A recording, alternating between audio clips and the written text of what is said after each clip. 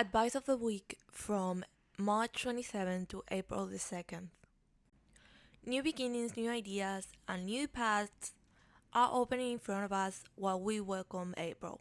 Try to see this as an opportunity to develop your abilities one step further. The guide for this week is the Waker. This week, you will face challenges in which you're going to need to learn a new lesson making use of these new acquired abilities. Listen to what your soul is asking of you. What do you need to keep moving forward? What is the nutrient that is lacking in order to develop your strengths?